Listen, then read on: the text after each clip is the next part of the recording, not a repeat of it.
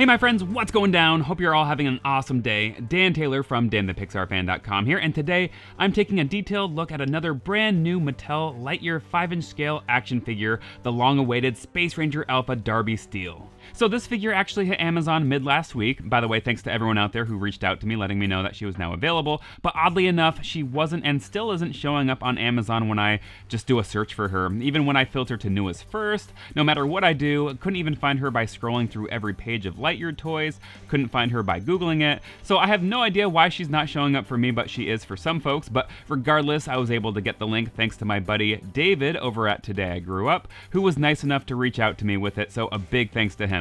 For anyone else struggling to find her, don't worry, I'll have the direct link to Amazon waiting for you down in the description. Anyway, it's all good, got her now, which is the most important thing, and she's looking absolutely fantastic. The packaging is the same as always, but it's still as good as ever. On the back here, there's a cool promo shot of the figure as usual, and a look at some of the most recent figures in this line, the others from Wave 3, which are XL14 Buzz and Space Ranger Mo, and then a few of the figures from Wave 2, all of which I've already reviewed, so don't miss those videos if you haven't already checked them out. Okay, you ready everyone? Let's tear into things here, bust this figure out, and get to checking out all the nitty-gritty. I'm so excited to finally get this version of Darby here, the last figure we needed to complete the team in their Space Ranger suits. Alrighty, so before I even get into the figure itself though, here's just a quick look at the included MR800M rocket launcher, also known as Mr. Boom. I just wanted to get this out of the way first, since this is the same weapon included with the Amazon exclusive Space Rangers vs. Cyclops Clash Pack that I already reviewed, which in turn was just a different colored variant of the one that comes with the Target exclusive Recruits to the Rescue multi-pack, which I also reviewed a while back. Now things are kind of limited as far as how Darby can hold it since it is so bulky, but here's one way. And here are all the Mr. Booms released in this line so far, none of which are particularly screen accurate, but from top to bottom, we have the Space Ranger Darby one there at the top, and then the Cyclops Clash Pack one below that. See, they're exactly the same. And then the Recruits to the Rescue version, which uses the same mold, it's just white instead of like tan or beige. And then at the bottom is the deluxe firing version that comes with the Armadillo ship.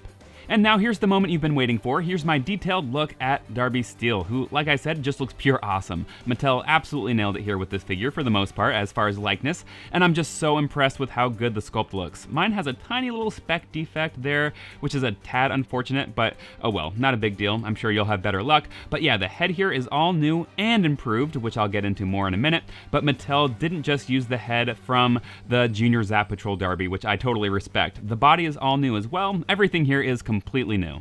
My only slight disappointment is that once again, Mattel didn't include the name on the chest. Now, I know that's typical at this point, but it's a bigger issue for me this time since it's actually such a ridiculously cool Easter egg in the film, and if you don't know what I'm talking about, in Lightyear, when Darby puts on the Space Ranger suit that she borrows, you can see the name on the suit is Tempest, which is a brilliant callback to an early version of Buzz Lightyear during the production of Toy Story when he was known as Tempest from Morph. You probably knew that, but if not, there's your fun fact for today.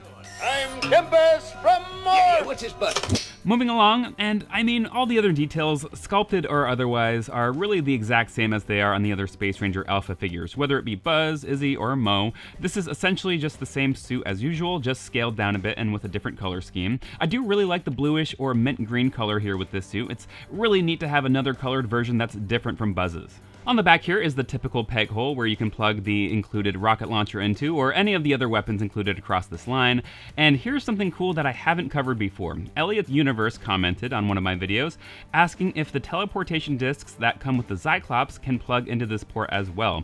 Something I hadn't even thought of before, but it was an awesome question, so I thought I'd test it out here, and the answer is yes, they are compatible. This is awesome news since, if you remember, they do wear these on their backs in the film when aboard Zurg's mothership, so I'm gonna give huge props to Mattel for even thinking of this. Additionally, one of my viewers, Map Room Gaming, commented and asked a question regarding if Buzz's jetpack and wings from the mission-equipped Buzz figure can be used with any of these figures that have that small hole on the back here, like Space Ranger Darby, Mo, and Izzy. And as you can see, the answer to that one is a big yes as well. So there you have it in case any of you have been wondering. Anyway, back to the figure itself here. Sorry, got a little sidetracked, but hopefully that was some good info. Darby has the little hole on her side as well, so of course you can plug any weapon from this line into that.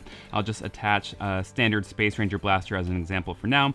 And that is it for my general thoughts on the figure itself. Now let's talk about articulation really quick, even though it's the standard 12 points that we always get here with these Space Ranger Alpha figures. Her head can rotate side to side, doesn't really seem to be able to rotate 360 though, maybe if you force it, but I'm not even gonna try that here. And then as far as the rest of the figure, we got some nice arm movement there at the shoulders, elbows can bend and rotate, wrists can rotate 360, waist can rotate all the way around, legs can be posed out, forward, and back, knees can bend and rotate, and that is it. We got peg holes underneath as usual.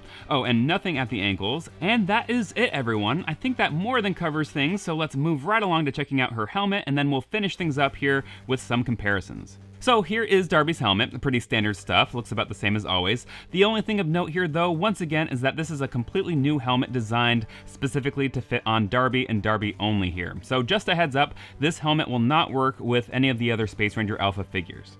And here we have Space Ranger Darby compared to the Junior Zap Patrol Darby, and the main thing I wanted to quickly touch on here is just how better the new head sculpt is on the Space Ranger Alpha figure.